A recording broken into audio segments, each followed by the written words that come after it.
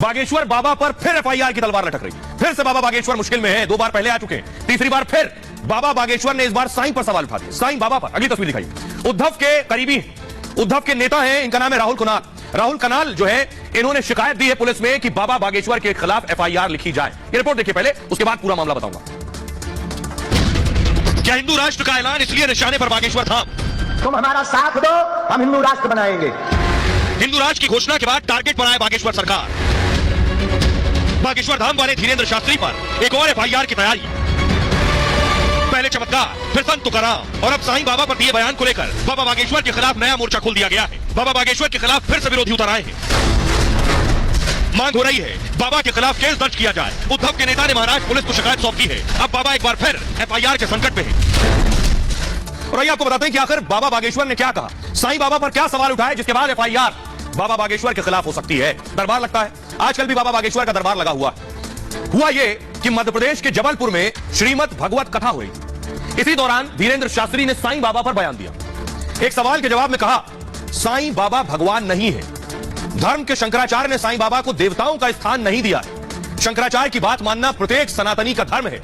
और शंकराचार्य, क्योंकि शंकराचार्य अपने धर्म के प्रधानमंत्री हैं। संत युग पुरुष कल पुरुष हो सकते हैं, लेकिन भगवान नहीं हो सकते। ये बोलते बोलते कई बार धीरेन्द्र शास्त्री जी लाइन क्रॉस कर जाते हैं। उन्होंने यह भी बोल दिया कि गीदड़ की खाल पहनकर कोई शेर नहीं बन सकता। इस बयान पर उद्धव गुट के नेता ने पुलिस से शिकायत की। शिकायत पर धीरेन्द्र शास्त्री पर केस दर्ज करने की मांग की है और शिकायत में लिखा है, साईं बाबा के भक्तों को ठेस पहुंचाई गई। बातों का खंडन करने या निंदा करने से काम नहीं चलेगा। 153A के तहत मामला दर्ज किया जाना चाहिए बाबा बागेश्वर के खिलाफ। 153A यानी धर्म भाषा के आधार पर नफरत फैलाना। धारा के तहत 153A के तहत 5 साल तक की सजा हो सकती है। अब मैं आपको सुनवाता हूं बाबा बागेश्वर का वो बयान, जिस बयान के बाद ये पूरा बवाल हुआ। हमारे धर्म के शंकराचार्य जी ने साईं बाबा को देवताओं का स्थान नहीं दिया है। और शंकराचार्य की बात मानना प्रत्येक सनातनी का धर्म है, क्योंकि वो अपने धर्म के प्रधानमंत्री। और कोई भी संत, चाहे हमारे धर्म पंथ के हो, धर्म के हो, चाहे वो गोस्वामी तुलसीदास जी हो या सूरदास जी, संत हैं, महापुरुष हैं, युग पुरुष हैं, कल्प पुरुष हैं, लेकिन भगवान नहीं है। आपने सुना, धीरेन्द्र शास्त्री कह रहे हैं कि वो संत तो है लेकिन भगवान नहीं। लेकिन साईं के दरबार में भीड़ देखिए जरा, लाखों की भीड़ लगती है, करोड़ों का चढ़ावा आता है और लाखों भक्त हैं उनके। ये आप देख रहे हैं शिरडी में, यानी महाराष्ट्र के अहमदनगर जिले में है शिरडी। मुंबई से लगभग 250 किलोमीटर दूर है शिरडी का साईं दरबार। वहां के बारे में आपको बताता हूं क्या कुछ कहा जाता है, क्या कुछ मान्यता है साईं बाबा के बारे में। जो विवाद हुआ है, इस तरह के विवाद पहले भी हो चुके हैं। तो साईं बाबा के बारे में मैं आपको बताने जा रहा हूं कि साईं बाबा कौन है। साईं बाबा को भक्त जो हैं वो भगवान मानते हैं, जो उनके दरबार में आते हैं। देश भर में शहर शहर साईं बाबा के मंदिर हैं। सभी धर्मों के लोग साईं के भक्तों में शामिल हैं।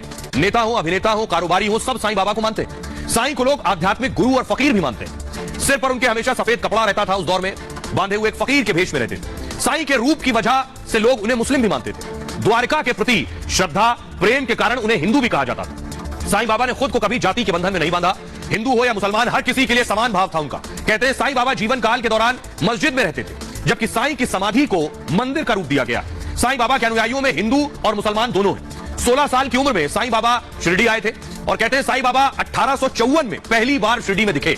शिरडी में ही चिर समाधि में लीन होने तक रहे और शिरडी में साईं बाबा सबसे पवित्र धार्मिक स्थल है। साईं बाबा की समाधि पर ही यह मंदिर बना हुआ है। मान्यता यह है कि शिरडी धाम से कोई खाली हाथ नहीं लौटता।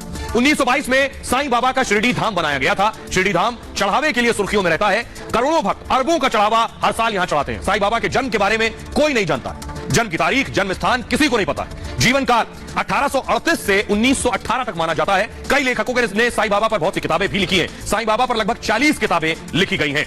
अब मैं आपको सुनवाता हूं कांग्रेस की नेता है रोशनी जायसवाल, उन्हें सुनिए क्या कहते हैं। धीरेन्द्र शास्त्री जी ने फिर से विवादित बयान दिया है और इस बार विवादित बयान दिया है हमारे साईं बाबा पर। उन्होंने कह दिया है कि साईं बाबा कोई भगवान नहीं थे। गीदड़ की खाल पहनने से कोई भी शेर नहीं बन सकता।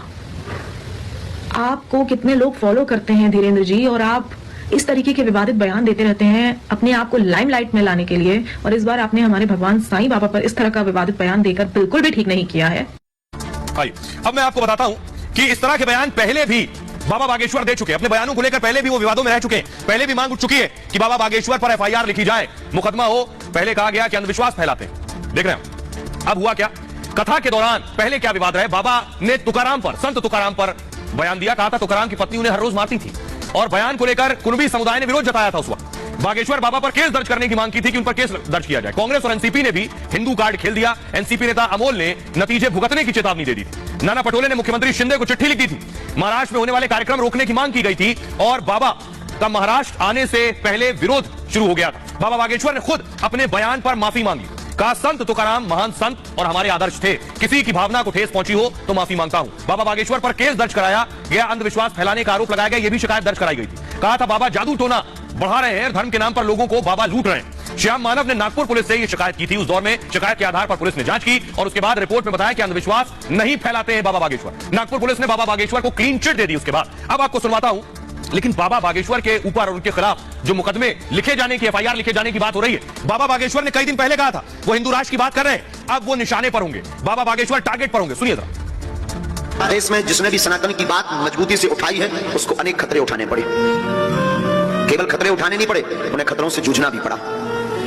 हमें अभी कई दिनों से आभास हो रहा, जो हमारे पास, ये बात हम इसलिए पहले बोल देते हैं कि कल के दिन आप कहोगे गुरुजी आप दुनिया का पर्चा बनाते हो, अपना पर्चा नहीं बना पाए, इसलिए हम पहले ही आपको अवगत करा देते हैं कि कल के दिन आप ये मत कहना हमारे अंतर मन की जो हमारे पास चूरन चटनी है, जो भी गुरु प्रेरणा है, ये कई दिनों से हमको ऐसा पूर्णतया आभास है। जो छोटी बड़ी बड़ी घटनाएं, जो प्लांटेड लोग हमारे सामने आए, जो षड्यंत्र किए गए थे बागेश्वर धाम के लिए, हमारे लिए, हमने सबको नजरअंदाज किया और आगे जीवन भर करते रहेंगे, ये तय है। लेकिन सच तो यह है कि ये सोची समझी साजिशें चल रही हैं। तो बाबा बागेश्वर ये कह चुके हैं कि उनके खिलाफ साजिश की पूरी तैयारी हो गई है, उन्हें निशाने पर लिया जाएगा। क्या ये सब उसका हिस्सा है?